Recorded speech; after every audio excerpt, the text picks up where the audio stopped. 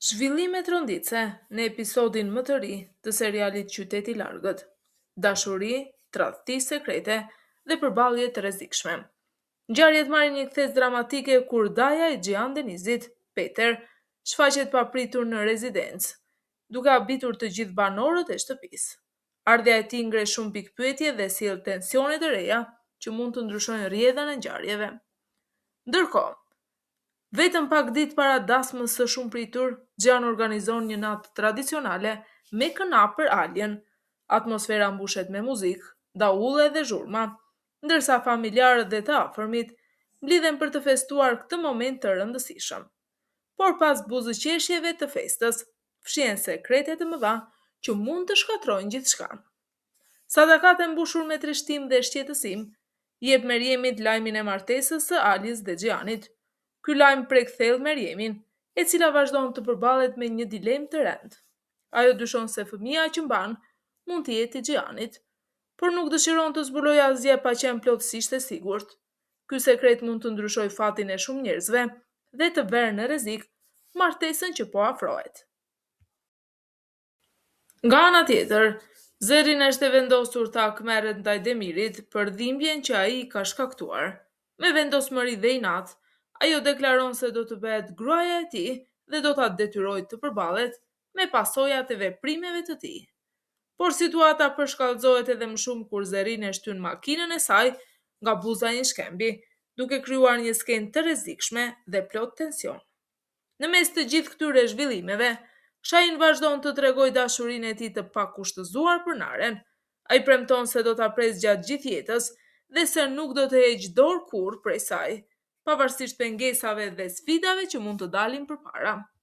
Një tjetër sekret i madh del në dritë kur Myshgan i rrëfen Boranit të vërtetën tronditse, se Rat nuk është djalë.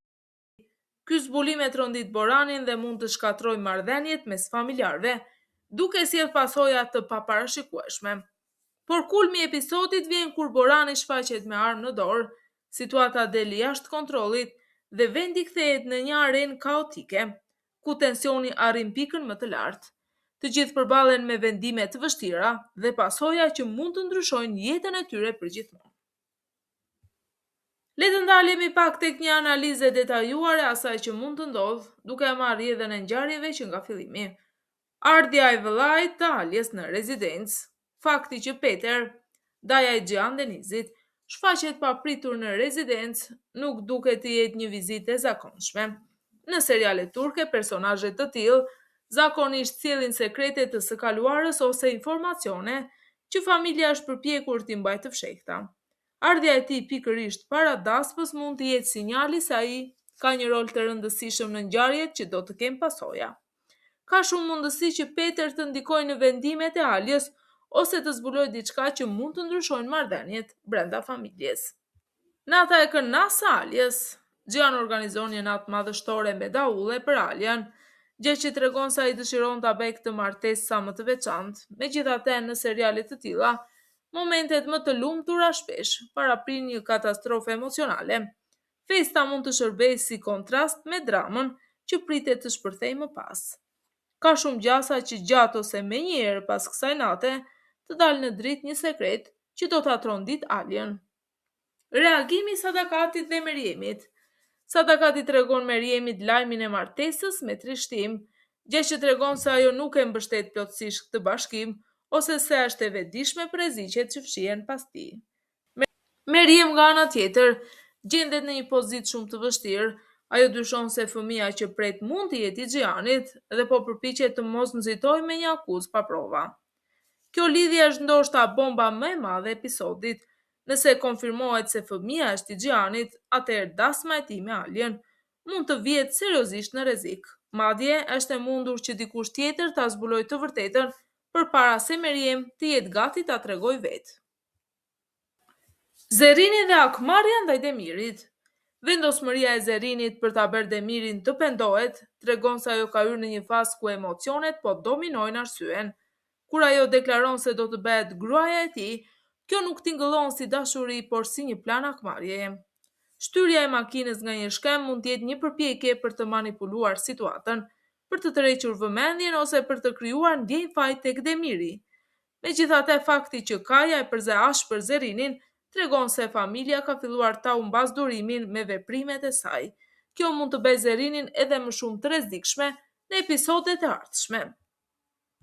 Deklarata e Shahinit se do ta presnaren gjithë jetën është një moment emocional që tregon se ai nuk ka ndërmend të heqë dorë. Kjo histori mund të shkojë në dy drejtime. Ose Nare do të zbutet dhe do t'i jap një mundësi marrëdhënies së tyre, ose do të ndodhë diçka që do ta verë dashurinë e tyre në një provë edhe më të madhe. Kjo linjë duket më shumë si një përgatitje për një ribashkim romantik në të ardhmen, ose një përfundim i trishtuar. Momenti kur Borani vjen me armesh kulmi i tensionit të episodit, duket se ai po vepron në ndikimin e zemërimit dhe tradhëtisë. Kjo le të kuptohet se do të ketë një përballje të madhe ku mund të përfshihen disa personazhe njëkohësisht. Mund të ketë shtena, plagosje ose të paktën një konflikt që do të lërë pasoja serioze. A do të heqë dorë Alia nga Giani? Kjo është pyetja kryesore që episodi po përpiqet të krijojë.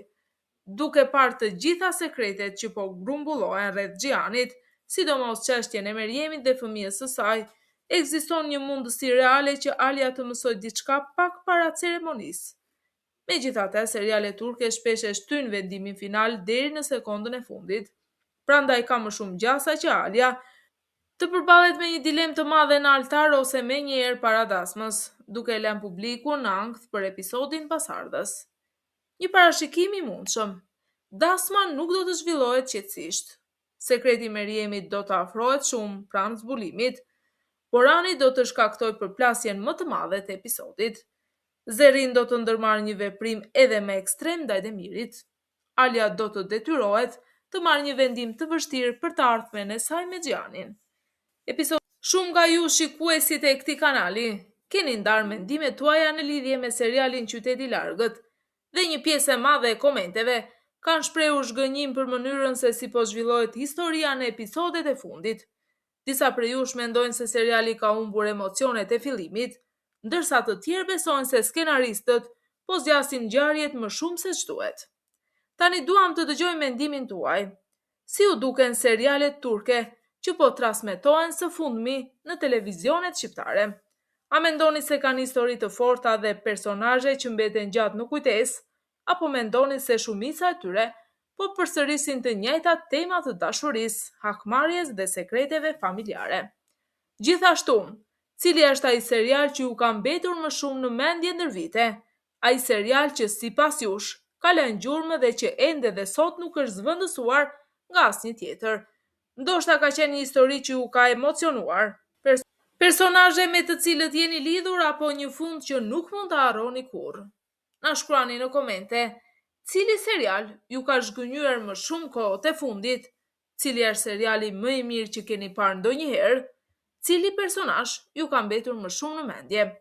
Dhe a mendoni se serialet e sotme janë po aq të forta sa ato të viteve të kaluara? Presim me shumë interes mendimet tuaja, sepse zëri shikuesve është ai që e bën këtë komunitet më të fortë.